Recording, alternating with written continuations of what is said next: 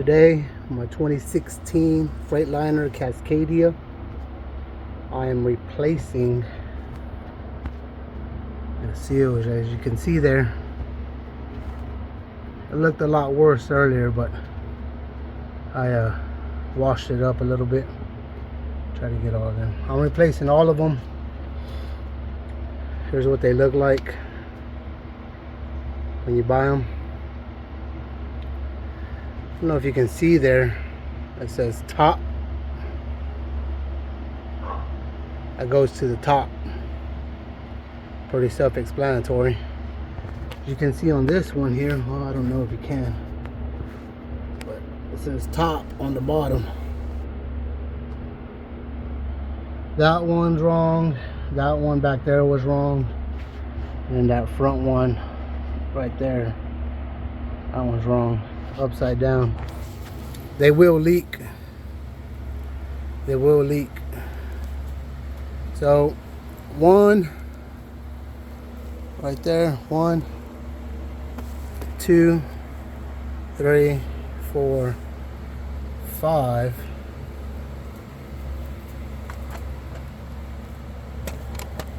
And then six is back there. Can't see it.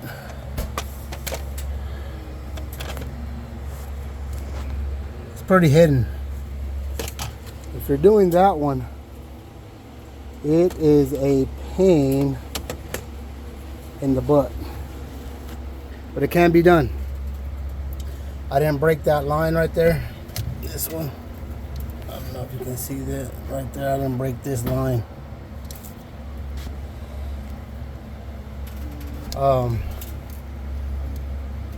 It's a pain in the butt. Got to pull that line out first. Let me see if I can get light in here. You got to break this one and the one going underneath there. Underneath right there. It's under this, but it's underneath that. You'll need a 10 millimeter is that bolt. And you'll need this fuel line socket, 19 millimeter or 3/4. 19 works best. And get it on there. You can see that one's already loose. Turn the light this way a little bit.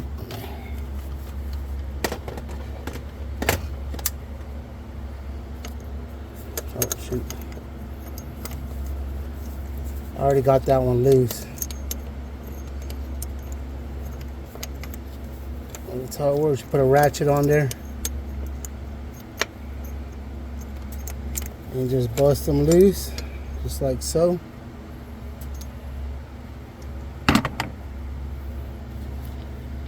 Pull it out. That's where it's threading in right there. See that? So I'll clean that up.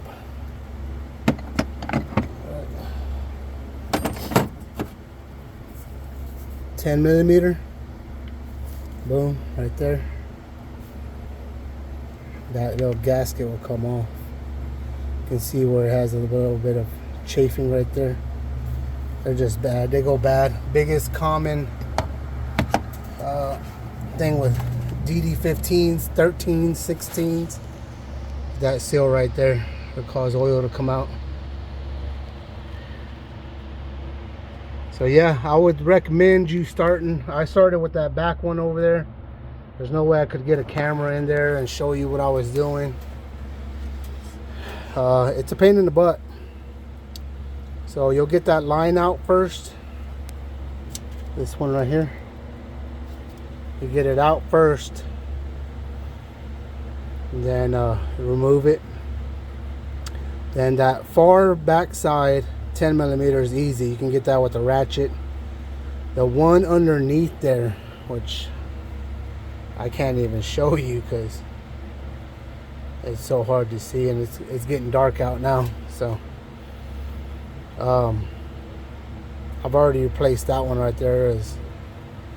1, 2, 3, 4, 5, they're quick, man. They knock them out pretty quick. But my recommendation to you is you gotta leave everything loose, right? When you're getting in there. But when you're first putting everything back together, you clean it up and you leave everything loose. I'll show you here in a minute. Hold on, I'll be right back. Here we are. Let's see if this one's gonna come off. There we go. Hold on.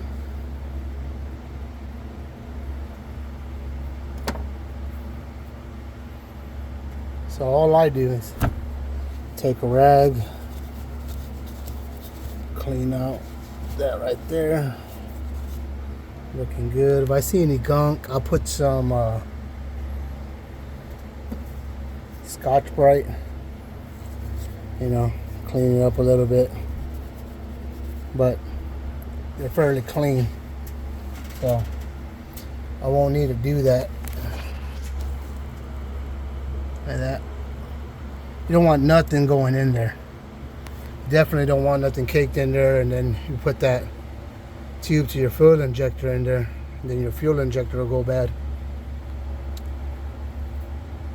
But let me get everything hand tight here. Hold on. Okay, we're back. You want everything. See that? You want to be able to move like that. You don't want to put it snug, nothing. You just want it on there to kind of guide it. Then take your, hold on.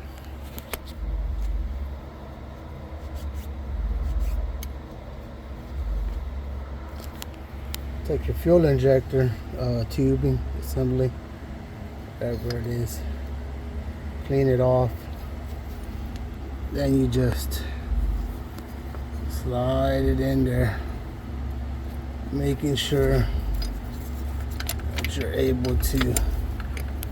Damn, hold on. Sorry about that. It's hard doing it one-handed.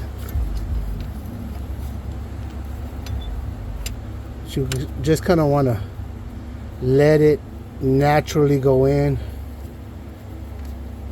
Mess around with that thing, with this tube right here, so it can get into its form. And then once it sits pretty good, then I just hand tighten it just a smidge, 1 or 2, where you can still move it. See that? This is where you have to make sure it goes in good. What I do, so I'll grab a wrench, and while I'm pushing, I tighten. While I'm pushing, I tighten.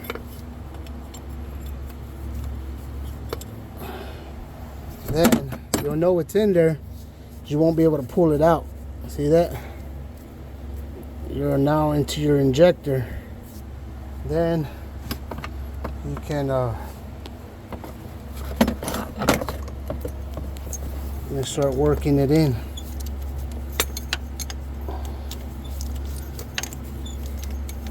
Until it's nice and snug. Then you tighten everything behind it,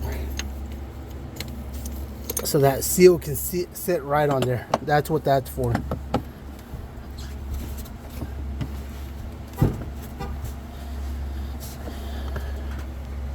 Nothing else but for that. That's all there is to it. You set that one down first, all the way in. This tube will get a little tight. Then you snug this one all the way down, tighten it up, and then you'll set your bolts right here. On those little 10mm bolts, they don't need to be more than 11, 12 foot-pounds of torque. Any more than that, you'll strip them out. They're synonymous for stripping out. You gotta just be careful with that.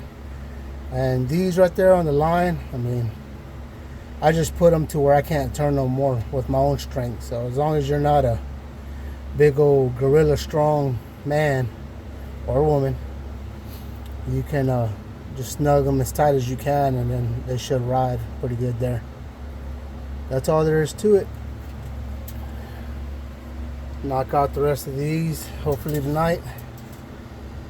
Get my truck up and running. Oh, one thing I did do is I pulled off this little harness on top. As you can see that right there. That's that right there.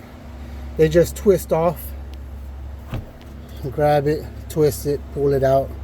Same thing on this one. Grab, twist, pull it out. And then I pulled it out of this little bracket right there just to set it back. Get it out of the way. You know, you got a little more room. It's already pain in the butt as it is. But that back one back there, one took me about an hour and a half just on that one. And my recommendation to you is line everything up. Get that tube assembly, that one right there, on that back one. Get that tube assembly right. Then snug down the back 10mm bolt, the back one, at that very back over there. Snug it down. Pull your tubing back off. Then tighten that one down to torque. Tighten that one down to torque. It shouldn't move after that. Then you should be able to just slide your assembly back in there and then tighten everything down. That's the only way you can get to that bolt, unless you remove all that lining right there. You don't want to do that. You don't want to do that. I don't know what the rail pressure is on there, but I wouldn't mess with it. Yeah, so you snug it, you get that seal in there first, like I showed you right now, loose like that. And then you get that tubing in there on that back one only. Get it right. Do about, you know, 3 or 4 full turns. Then snug down your 10mm bolts. Oh, I'm sorry. You do about 3 or 4 turns and get everything right. Make sure all your tubing, everything's lining up in there. You know, this one's lining up freely. Your tubes in there freely. Everything's good. And then you snug up your 10mm bolts. The back one. Then pull that tubing back out. Tighten that one down to torque. Tighten that one back down to torque. Put your tubing back in. And then tighten all those up on that very last one, number 6 over there. Because there's no other way you'll be able to, if you do it like I showed you on this one right here, there's no way you'll be able to get to this front bolt on that one over there, because it's impossible. There ain't no tool that can fit in there, no wrench, ratchet. I tried this, I tried my swivel head, tried a shorty, tried a extension with a long, nothing can get in there. So it's what I had to do. Just a little tidbit for you. I started with that back one, figured it out. Besides this video on this one right here, I did that one in about 10 minutes, give or take a few minutes. Knocked it out. This one would have been the same, but I thought I'd do a little video presentation on it for the DIYers out there. And then I'll get these 3 here, and I should be done. Hopefully it'll be done here in the next hour, after I snug everything up. I mean, put everything back to torque on that, tighten everything up on that one. That'll be 3 down, 3 to go. You know, 10-15 minutes at the most on these right here. 1, 2, 3, 4, and 5. That's all it should take you, is 10-15 minutes on those each. And then that back one, whew, man, kick my butt. We got it. Start on that one. Highly recommend start on that one. Alright, going to get this job done here at Texas Outlaw Garage.